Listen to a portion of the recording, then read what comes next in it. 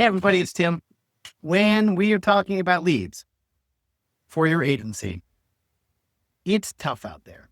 Cold email for like 20 years was really good. And then social content for a long time was really good. When money didn't matter, ads were really good. So a lot of agencies got good at one thing.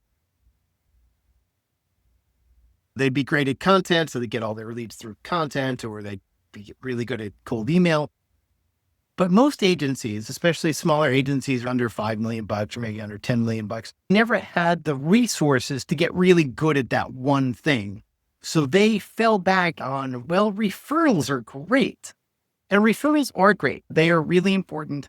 And they are the yield or the dividend that gets paid from all your hard work, right? Let's be honest, yes, referrals are awesome, but because agency owners have been so hard pressed to find the time and the forward thinking gumption to invest at getting good at a marketing channel, many of them adopted we get things via referral as a badge of honor. Cool. Yeah. Referrals are awesome, and they are a badge of honor in some respect. Last year, I did a survey of agencies under $5 million, and over 200 agencies responded. And referrals were where they got 50% of their leads and 80% of their new revenue. To me, it feels really risky. You're betting the future of your agency on hoping that somebody remembers your URL during a conference, or if they've had a drink at a cocktail party, that they remember your first name is Tim and not Tom. Relying on that feels a little bit irresponsible to me. You're not doing the right thing for your business if that is what you are focused on. You're going to allow other people to have an outsized level of control over your business. You need to be thinking, how do I hedge against the fact that referrals are not as reliable as they have been? I will tell you some experiences. When the economy fell apart in 2001, when I started my first agency, people weren't giving referrals because nobody had money and nobody wants to make a referral if they're not sure it's going to be a good one. The second time the economy went to shit in 2008, and people didn't make a bunch of referrals because they did not want to create an expectation when they didn't really know. When the economy gets rough, people make fewer referrals because they're afraid of doing the wrong thing by whomever they're referring and by whomever they are referring to. Referrals are going to slow down, no doubt.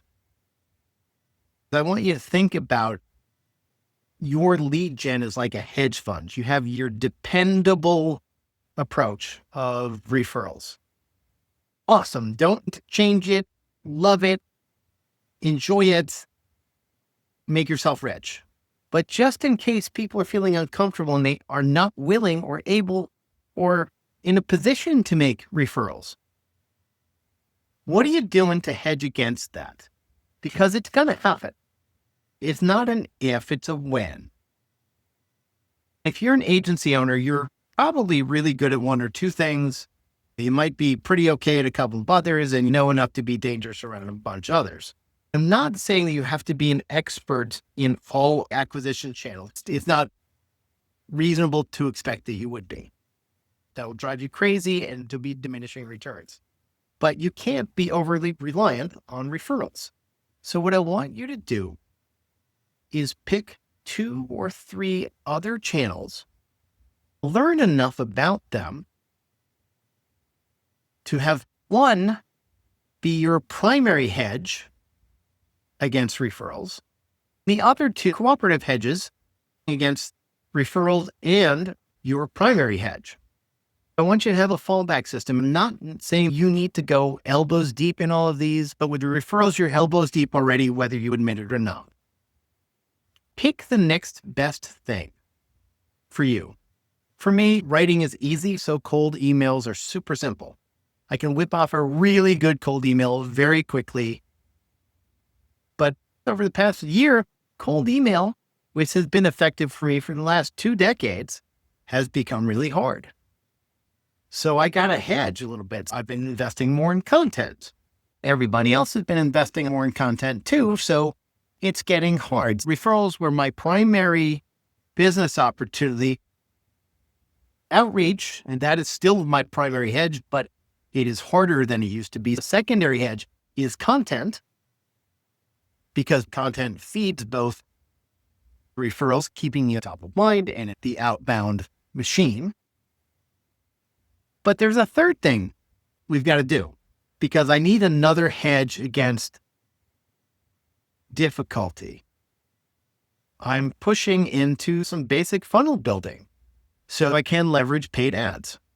Nothing extraordinary. I'm not going to be your funnel expert with crazy funnels, but I do want to nail this down. The reason why I think this way around contingencies. There's going to come a day when all of my clients have been so successful that they won't be running into struggling agency owners anymore. They'll all be off on their private islands doing whatever private island people do.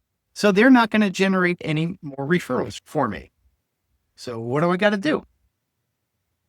There's cold email, there's content, and then some basic funnels for ads. Referrals is still a primary deal, but I've got what had been a really good hedge, and that might be having some diminishing returns right now. And so I have a secondary hedge, content, a great hedge, by the way, especially if it's easy to make content. And then we've put together this funnel idea, which is definitely the smallest part of the hedge portfolio. But it's the one I have the most control over, because if I want to ramp up the visibility or the efficacy of the funnel, I just need to have the money to throw some ads at it. So we've got primary channel, referral, hedge channel, cold outreach, secondary hedge, content, tertiary hedge. I like this because it is very controllable. And at this point, I know why people buy from me, so I can make informed choices. I can create an effective hedge across multiple channels. If any one or two of them goes to shit, I still have one or two channels that I feel good about. Think about your lead gen activity as a portfolio. How do we hedge against the losses? How do we double down on the winners? You have to think about it as varying value over time, because things are always changing. I really want you to start thinking about what's my primary channel, what's my primary hedge, what's my secondary hedge, and then when you're getting a little more comfortable, what's my tertiary hedge? Because that will allow you to create new business in whatever economic and social circumstance you find yourself. Hedge.